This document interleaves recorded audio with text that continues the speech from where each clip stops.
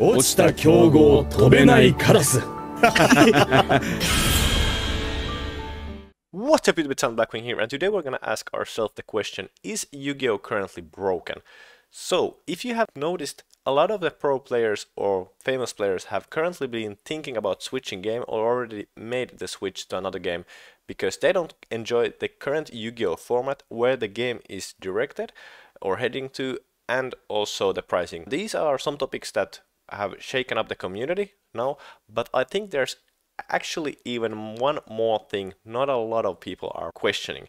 And yeah, let's go first through the three things that in my opinion makes a game broken. So the first thing is obviously the format. If the game is in a really bad tier 0 format, I think it can be considered broken. So for example, tier elements format, that was a good tier 0 format, you know, there wasn't FTKs, and if you played something else, you could, you know, still win. Tier element mirrors, you needed to be skillful to win those, and you could also see it that usually the top players were always in the finals or like topping. The second thing is the ban list. If we go way too long with a good ban list, for example like right now with Fire, I think the game is like just the power creep just keep on like going, and we're just gonna go like through the roof basically. And I think we're a little bit in that situation currently because we haven't had a good ban list in like, I don't know, 6 months or something like that. The previous ban list was not good, so yeah, didn't do anything to Fire pretty much. And we have gotten like more powerful cards such as the Fiendsmith cards and so on, so that is also one thing. But the third thing, I would say the third thing is a little bit glitchy. Let's jump into the finals of the European Championships so you can kind of understand what I mean by this. Alright, so the European Championships game number 3, and as you can see we have over 18 minutes left time, and our Tenpai player is going second. And actually he shotguns Mulcharmy in the draw phase, and obviously Julia, a Ritual Beast player in the final, is devastated because of this. And obviously Mulcharmy draws for every summon your opponent does normal or special summon from the hand. So meaning that Esteban will get a couple of draws here, and you will kind of see where this is gonna head off into. And yeah, here it is, a Spooky Dogwood.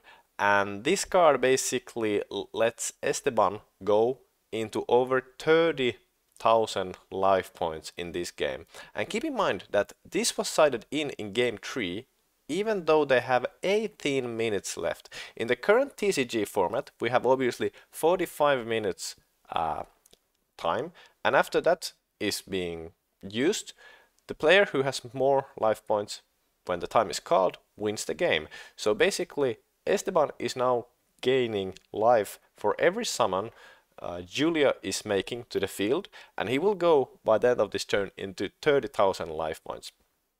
And as you can see, Julia is in the finals and he's an excellent player, but he still needs to think that if he makes a bad enough board, you know, Tenpai can just easily OTK, so this just makes Julia have to basically commit into this. This is like a better Maxi in a way, because then Esteban, you know, he doesn't even have to play. If Julia doesn't make a good enough board, he just wins by default because of the time rules.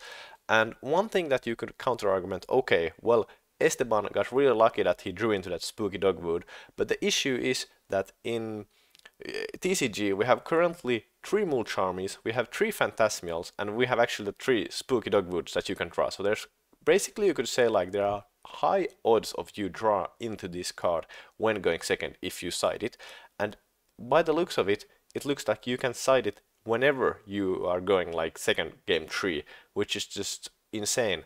And on top of this, when Fuvaros is getting released in a couple of months in the TCG, I think it's like 3 or something like that, well, guess what? You're gonna draw into Spooky Dogwood even with more consistency. So that is not great. That is not great at all.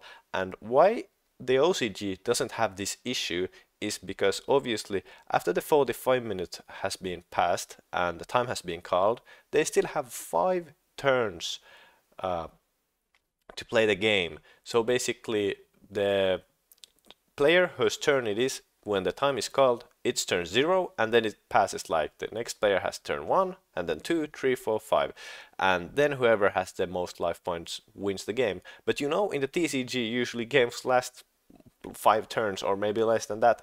So basically it's like playing in a whole nother setting in the TCG with Spooky Dogwood, and it's just insane because this is actually something that I think that is breaking the game currently, because they don't have this issue in the OCG, and this is really interesting to see. Is Konami gonna do something about this? Because this is already, you can see Esteban wins the European Championships with this kind of strategy. I also looked at the Nesh React thing to Jessica Robertson basically quitting Yu-Gi-Oh! And he also said there that in the top 64, like, everybody was on Spooky Dogwood, and it was like not fun and not healthy. If you playing into a board puts you on time, then Spooky Dogwood is literally a tier 0 card. Because you win it, like, because you draw it game 3, you win the match. Yeah, what makes this extra interesting is just that this is like an only TCG issue. In the OCG, they don't have this issue at all.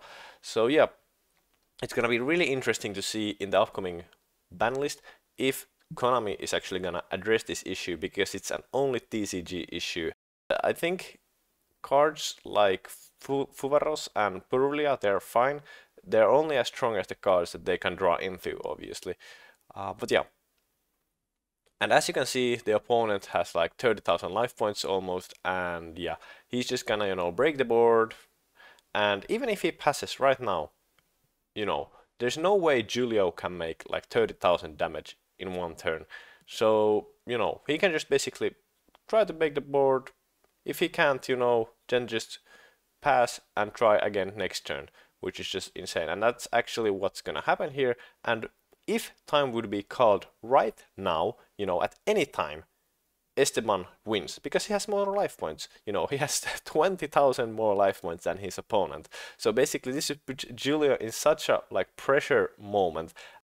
And in the tournament formats, for example, I noticed that a lot of people was also siding it every now and then. It's usually when we are in a really combo heavy formats, people like to side it. But then again, in those formats, you know, we didn't have Mulcharmy. Phantasmal was kinda bad. It was like okay-ish against Sprite, but yeah, that's about it. Or what with against Sprite Elf. And yeah, just here, Julia is trying his best to kind of win, but yeah, like Esteban already knows that, you know, the opponent has 6 minutes to make over 20,000 damage, and like that's not gonna happen.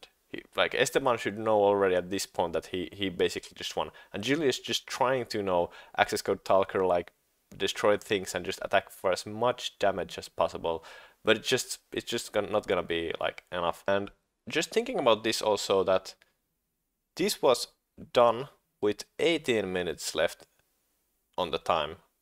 Like imagine doing this with 10 minutes or 13 minutes or whatever, or your opponent playing a little bit slower, and here comes Lightning Storm just destroying basically everything.